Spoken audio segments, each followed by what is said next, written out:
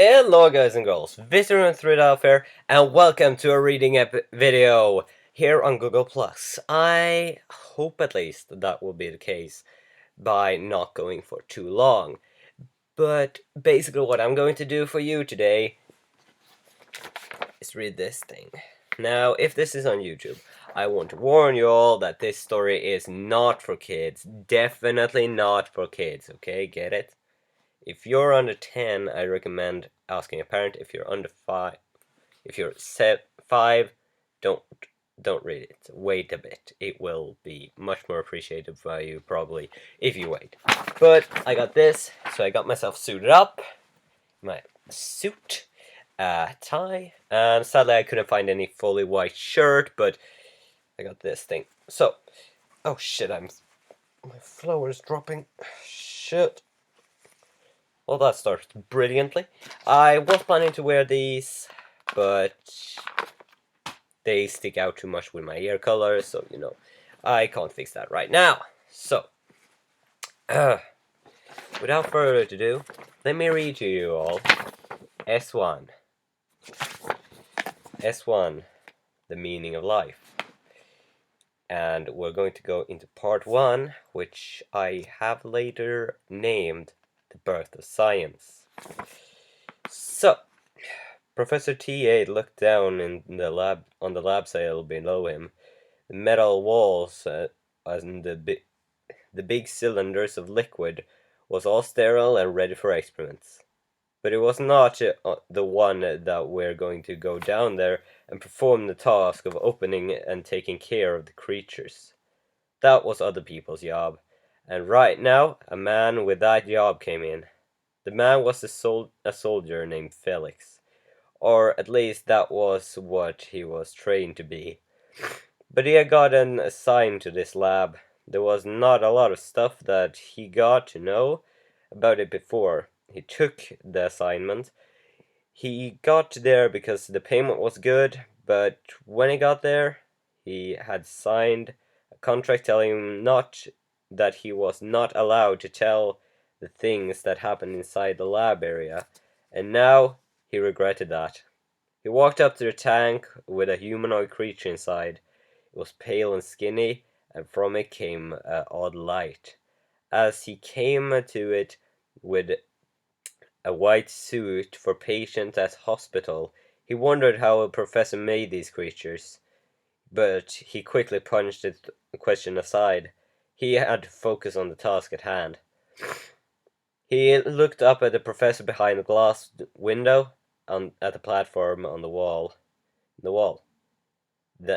and hired his hand.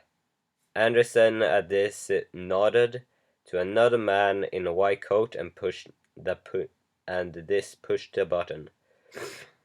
At that opening a small line in the cylinder, and this lightly orange liquid started to pour out. It only took a few seconds for the tank to empty, and the humanoid inside slowly sank down and fell to the ground. At this point, Felix quickly got the coat around the creature, and he heard it give out a small, rippling breath. Then, out of the sheets, came a thin hand with short, thick claws, and with a speed that was more than supernatural, the claws struck at Felix's chest, letting out blood falling onto the floor. He put his hand at the side where the clawed hand had struck. The damage was not big, but it had mostly been a mace effect, but that had hurt.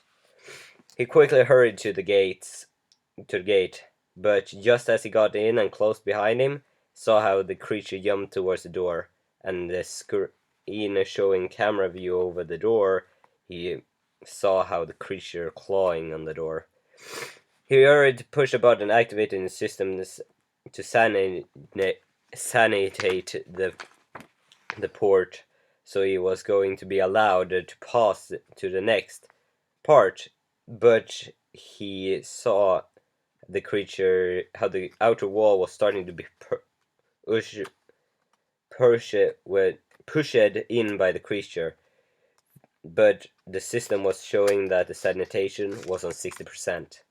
Felix in a haste pushed another button, closing a second door. This one was a bit weaker, but it might be able to hold the creature long enough. But as the sanitation got to 80%, the inner gate broke, and in came the creature. The light in the little room turned red, and soon the walls did too, as the creature ran, or rather skipped, up to the man and ripped out his chest, beating his face, letting brain substance flow out of its hands, and as it hit Felix's guts with its white robe turned red of blood and organs fell all over the floor. The creature then let out a last shattering scream as the sanitation system gas got into its eyes. It ran out of the lab room and ran into the cold metal wall, beating on it to get out, but it did not work. He had no escape. The creature then crawled into a corner. It hid from sight, trying to make sure that it was not going to be found.